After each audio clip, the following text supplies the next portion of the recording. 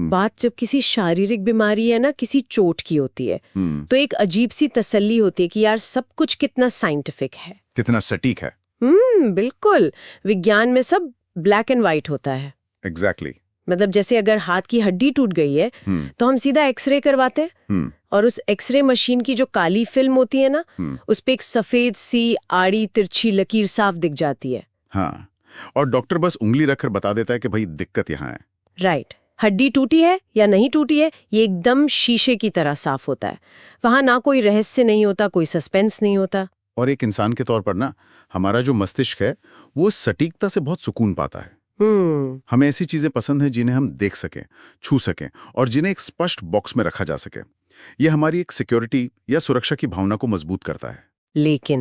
लेकिन जब हम इंसान के दिमाग की बात करते हैं, उसकी फितरत और ये जो पूरी अपराध की दुनिया है, इसमें कदम रखते हैं, तो अचानक ना वो एक्सरे मशीन काम करना बंद कर देती है। एकदम सही कहा आपने। वहां कोई मशीन काम नहीं आती है ना। मतलब खतरे को नापने का कोई थर्मोमीटर तो होता नहीं है। इंसान के मन के भीतर जो धोखा चल रहा है, जो फरेब पल रहा है, उसकी कोई एमआरआई स्कैनिंग नहीं हो सकती। बिल्कुल नहीं हो सकती। और आज की हमारी इस गहन चर्चा, यानी इस डीप डाइव के केंद्र में यही विषय है। हमारे सामने before the crime, the anatomy of deception के कुछ बेहद चौंकाने वाले स्रोत हैं। और ये जो सोर्सेज है ना, ये बहुत ही गहरी साइकोलॉजी को सामने लाते हैं। बिल्कुल। और हमारा मिशन आज सिर्फ इन अपराधों की कहानियां सुनाना नहीं है, हम उस मनोविज्ञान को समझेंगे, क्योंकि ये स्रोत सिर्फ क्राइम का ब्यौरा नहीं देते, बल्कि हर घटना से ठीक पहले होने वाली उस एक छोटी सी मनोवैज्ञानिक चूक की तरफ इशारा करते हैं। इन स्रोतों का जो सबसे दिलचस्प और मैं कहूँगा डरावना पहलू है, वो ये है कि कोई भी अपराध किसी शून्य में नहीं होता। मतलब ऐसा नहीं कि कोई भी क्राइम अचानक से हो गया। राइट, एक प्रोसेस होता है उसका। एग्जैक्टली। परिणाम तक पहुंचने से पहले धोखे की एक पूरी मनोवैज्ञानिक बनावट तैयार की जाती है, एक जाल बुना जाता है, जिसे पीड़ित व्यक्ति अपनी रोजमर्रा की नॉर्मल जिंदगी का हिस्सा मान लेता है। तो चलिए इसी मनोवैज्ञानिक बनावट को थोड़ा गहराई से समझते हैं। Let's unpack this. पहले केस की ओर बढ़ते हैं। जी। दिल्ली का एक 22 साल का डिलीवरी बॉय था।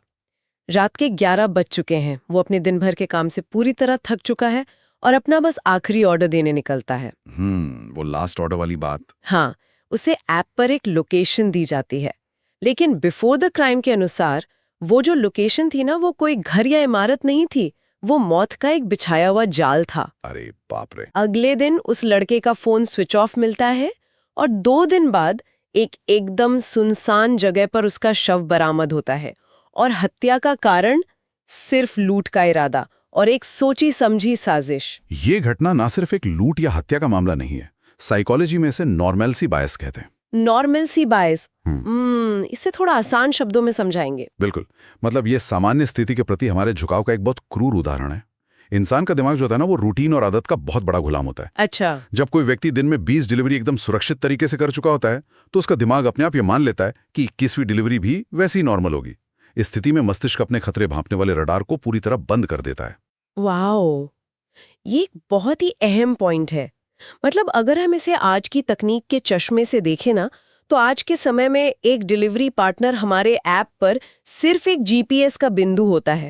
एक ब्लिंकिंग डॉट। राइट, एक ब्लिंकिंग डॉट जो हमारी सुविधा के लिए सड़कों पर दौड़ रहा है। वो ऐप का साफ सुथरा इंटरफेस, वो नक्शा और वो जो एस्टिमेटेड टाइम दिखाता है, ये सब मिलकर एक इल्यूजन पैदा करते हैं कि सब कुछ हमारे कंट्रोल में है। बिल्कुल, एक पारदर्शी सिस्टम का भ्रम। हाँ, लेकिन इस केस में वो जीपीएस का बिंदु अनजाने में एक शिकारी के बिछाए जाल की तरफ बढ़ रहा था। तो क्या सुविधा के इस दौर में हमने सुरक्षा और खतरे के बीच की लकीर को एकदम धुंधला कर दिया है? 100%। और जो शिकारी होता है ना, वो इस सिस्टम की कमियों को बहुत गहराई से समझता है।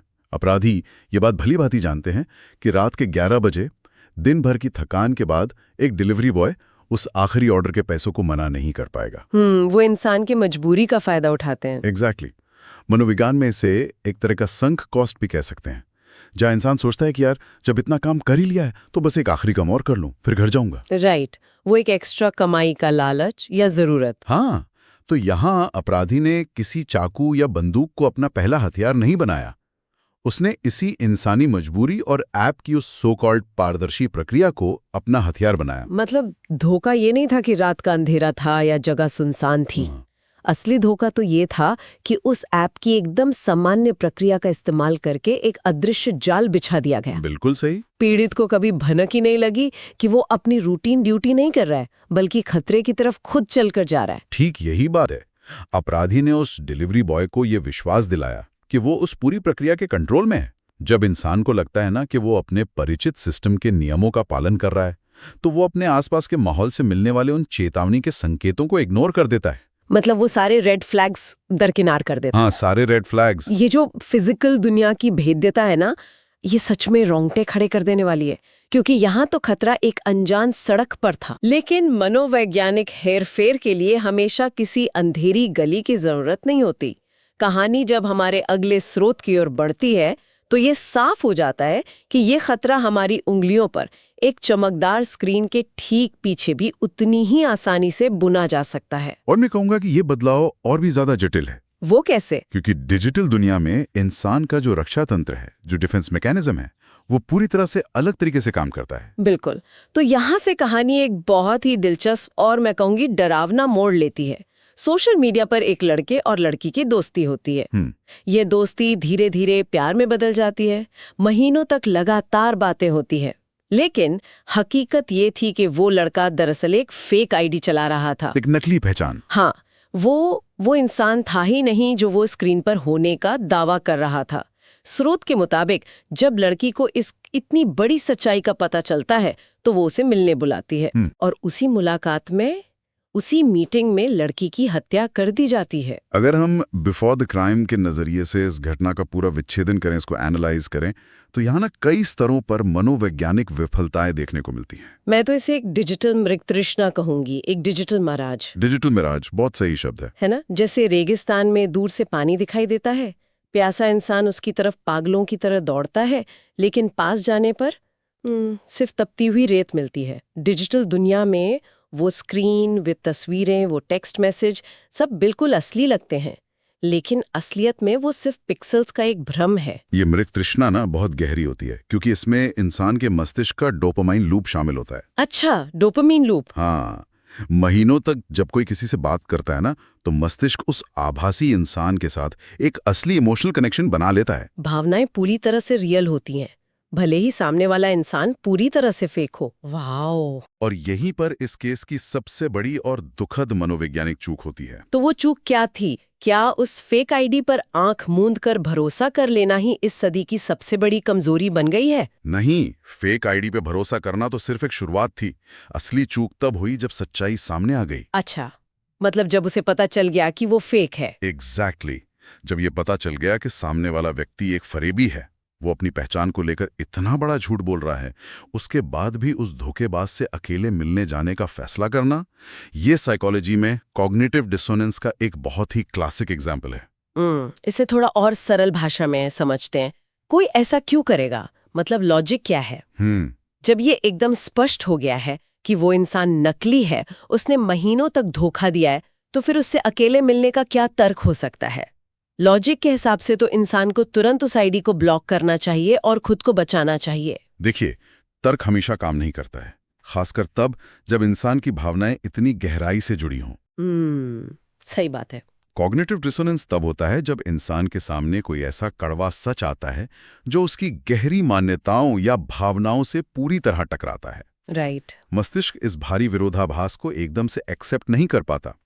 एक तरफ वो इमेज है जिससे वो लड़की महीनों से प्यार कर रही थी, और दूसरी तरफ ये खौफनाक सच है कि वो इंसान एक क्रिमिनल या झूठा है। इंसान का दिमाग इन दोनों विचारों के बीच के तनाव को बर्दाश्त ही नहीं कर पाता। मतलब वो दिमाग उस स्ट्रेस को कम करने के लिए, या कह ले क्लोजर ढूंढने की कोशिश करता है। वो आमने सामने बैठकर जवाब चाहता है कि यार आखिर तुमने ऐसा क्यों किया मेरे साथ। बिल्कुल सही कहा आपने। वो उस फरेब को तर्क की कसौटी पर कसना चाहता है, क्लोजर चाहता है। लेकिन ऐसा करते वक्त वो ये भूल जाता है कि जो इंसान अपनी पहचान को लेकर इतना बड़ा, इतना सिस्टमैटिक झूठ बोल सकता है, उसकी नैतिकता का कोई पैमाना नहीं होता। बिल्कुल। वो असल जिंदगी में कितना ज्यादा खतरनाक हो सकता है, इस बात का अंदाजा वो इमोशनली आहत दिमाग नहीं लगा पाता। और शायद शायद यही वो पल था जब डिजिटल दुनिया का वो छलावा भौतिक दुनिया के खौफनाक हकीकत में बदल गया। मतलब स्क्रीन के पीछे छिपकर धोखा देना एक कायरता है, लेकिन जब वो कायरता बेनकाब होने लगती है तो इंसान बहुत हिंसक हो सकता है। एकदम। शिकारी को जब लगता है ना कि उसका राज खुल गया है, उसका मुखौटा हमेशा के लिए उतरने वाला है, तो वो अक्सर पैनिक में आ जाता है। घबराहट और सेल्फ डिफेंस में वो सबसे एक्सट्रीम कदम उठा लेता है। बाप रे। ये केस हमें ये सिखाता है कि जब डिजिटल मृग तृष्णा टूटती है ना, तो उसके टुकड़े असल जिंदगी में बहुत गहरे घाव दे सकते हैं। सच में। तो हमने देखा कि अजनबियों से सड़कों पर धोखा खाना और स्क्रीन के पीछे एक नकली पहचान से धोखा खाना, इन दोनों घटनाओं से कोई भी आम इंसान यही सबक लेगा कि यार बाहर की दुनिया सुरक्षित नहीं है। बिल्कुल, बाहर खतरा है ना? अनजान लोग खतरनाक हो सकते हैं। इसलिए इंसान सोचता है कि चलो कम से कम अपने घर में, अपने बंद कमरे में, अपने दोस्तों के बीच तो वो महफूज है, सुरक्षित है। लेकिन अब हमारी ये चर्चा उस धोखे की ओर मुड़ेगी जो दरवाजे के बाहर नहीं है, बल्कि उसी कमरे में, उसी छत के नीचे बगल वाले बिस्तर पर सो रहा है, जिसे हम इंसान की सबसे सुरक्षित पनाहगाह मानते हैं, हमारा अपना कमरा। राइट। स्रोत हमें एक ऐसे केस के बारे में बताता है जहां दो दोस्त एक साथ रूम शेयर करते थे। वे कोई अजनबी नहीं थे। उनके बीच पैसों को लेकर कोई झगड़ा होता है और एक रात गुस्से में आकर एक दोस्त दूसरे पर जानलेवा हमला कर देता है। बहुत ही शॉकिंग। और सिर्फ इतना ही नहीं, हत्या करने के बाद वो दोस्त शव को छुपाने की पूरी कोशिश करता है, लेकिन अंत में बिल्डिंग का जो सीसीटीवी फुटेज था वो उस पूरी कहानी और उस नकाबपोश सच को दुनिया के सामने खोल देता है। यह घटना सीधे तौर पर इंसानी भरोसे के सबसे इंटीमेट स्तर के टूटने का उदाहरण है, सबसे करीबी भरोसा। अगर इसे एक एनालॉजी के जरिए देखा जाए ना, तो मुझे लगता है ये केस एक प्रेशर कुकर की तरह है। कैसे? मतलब बाहर से सब एकदम सामान्य लग रहा था। राइट। दो दोस्त साथ रह रहे थे, लेकिन अंदर ना पैसों का वो तनाव उबल रहा था, जिसने अचानक एक विस्फोट का रूप ले लिया। ये किसी बर्तन के उबलने जैसा नहीं, ये दो टेक्टोनिक प्लेट्स के धीरे धीरे टकराने जैसा है। बहुत ही सटीक एनालॉजी है ये। है ना? सतह से देखने पर लगता है कि जमीन बिल्कुल शांत है, लेकिन सतह के ठीक नीचे महीनों से पैसों को लेकर या रोजमर्रा की छोटी छोटी बातों को लेकर एक फ्रिक्शन पैदा हो रहा था। और फिर एक रात अचानक वो घर्षण अपनी लिमिट पार कर जाता है और एक विनाशकारी भूकंप आ जाता है। ये टेक्टोनिक प्लेट्स वाली बात इस पूरी साइकोलॉजी को बहुत अच्छे से दर्शाती है। जब लोग एक साथ रहते हैं ना, तो बहुत सी छोटी छोटी शिकायतें होती हैं, बिना बोले गए तनाव होते हैं, जो इंसान के सबकॉन्शियस में बस जमा होते रहते हैं। लेकिन यार, यहाँ मैं एक बहुत बुनियादी चुनौती देना चाहूंगी इस एनालिसिस को। जी बताइए। देखिए, पहले दो केस में हमने एक बहुत ही स्पष्ट धोखा देखा। डिलीवरी बॉय के लिए बाकायदा एक जाल बुना गया था। सोशल मीडिया वाले केस में एक लंबी नकली कहानी रची गई थी, महीनों का फरेब था। ये दोनों केसेस पूरी तरह से प्री प्लान्ड थे, सोची समझी साजिश थी। बिल्कुल। लेकिन ये जो तीसरा केस है, ये तो हीट ऑफ द मोमेंट यानी क्षणिक गुस्से का नतीजा लगता है। तो क्या हम इसे सच में धोखे की कैटेगरी में रख सकते हैं? क्या ये सिर्फ परिस्थितियों का एकदम से बेकाबू हो जाना नहीं था? ये एक बहुत ही जायज सवाल है आपका, और साइकोलॉजी इसे एक थोड़े अलग नजरिए से देखती है। अच्छा। देखिए, ये सच है कि शायद उस हत्या की कोई पूर्व योजना या प्लानिंग नहीं थी, वो क्षणिक गुस्से का ही विस्फोट था। लेकिन असली धोखा हत्या के उस पल में नहीं था, बल्कि हत्या के ठीक बाद शुरू होता है। ओहो, मतलब जब वो शव को छुपाने की कोशिश करता है। एग्जैक्टली। एक इंसान जो गलती से या मान लीजिए बहुत तेज गुस्से में किसी की जान ले लेता है, उसका पहला मानवीय कदम क्या होना चाहिए? वो डरेगा, पुलिस को बुलाएगा। हाँ, डरना, पुलिस को बुलाना या अपनी गलती को स्वीकार कर लेना।